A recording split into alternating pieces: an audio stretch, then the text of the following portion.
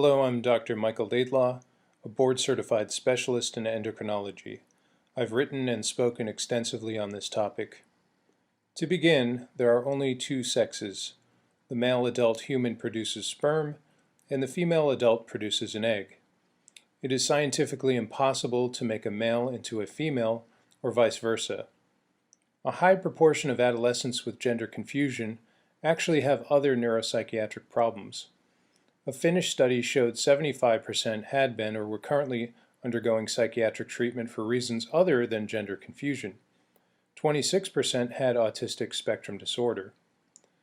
Dr. Littman's 2018 study showed that social contagion, peer pressure, and social media use were linked to clusters of minors with such confusion. There are 4 stages of what's being called affirmative care: social transition, puberty blockers, cross-sex hormones, and surgery. Puberty is an essential part of human maturation. Puberty-blocking medications like Lupron cause a disease state and freeze normal development. Harms include sexual dysfunction and infertility, abnormal bone density with risk for fractures, and disruption of normal brain maturation. Tavistock Gender Clinic data showed that minors on blockers actually reported greater self-harm. Girls showed more behavioral and emotional problems and dissatisfaction with their bodies. Is puberty-blocking medication reversible? No. Time lost from developing together with peers and reaching important milestones can never be regained. A key period of strengthening bone is lost forever. Normal pituitary function can take a year or more to recover, if at all. Testosterone is being used on girls at dangerously high doses, 10 to 40 times above the normal adult female level. Known side effects include hypertension, dangerous high red blood cell counts, breast, uterine, and ovarian cancer risks. Males are being given very high-dose estrogen. Side effects include 5 times increased risk of deadly blood clots, 2 times increased risk of stroke, high triglycerides, and increased risk of male breast cancer. Both sexes have been shown to have increased risk of myocardial infarction and death from cardiovascular disease. These hormones are a pathway to sterilization. In a study of kids on puberty blockers, all 70 of those kids decided to go on to take wrong-sex hormones after blockers. The majority then went on to have sterilizing surgeries where testicles and ovaries were removed. In this unethical study, U.S. girls as young as 13 and 14 years old had completely healthy breasts removed. These girls can never get functioning breasts back.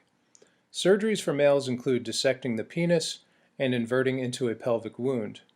For girls, removal of the skin of the forearm and attachment to the pelvis to look like a penis. Possible surgical complications include serious infection, chronic pain, urethral strictures, and death. There are no rigorous long-term studies that show that the hormonal and surgical treatments that I've described have any beneficial effect. Moreover, the majority of young children who suffer from gender confusion will ultimately embrace their bodies when supported through their natural puberty. Thousands of regretters of these harmful treatments can be found. Jewel Paradox is a detransitioned man I've spoken to personally. He says this: "Gender affirmation, cross-sex hormones, and needless surgery left my mind and body wrecked. Gender's doctors abandoned me when I refused to continue transition. I suffer chronic pain, post-traumatic stress disorder, and hormone dependence." Laura has shared her touching testimony on YouTube. "I took testosterone on and off for 4 years and had 2 botched mastectomy surgeries. No one was discussing detransition. I started using drugs. I think my story can help people. I'm very grateful that I didn't make myself infertile. I'm a mother now." Understand that major medical systems can and have caused harm to people.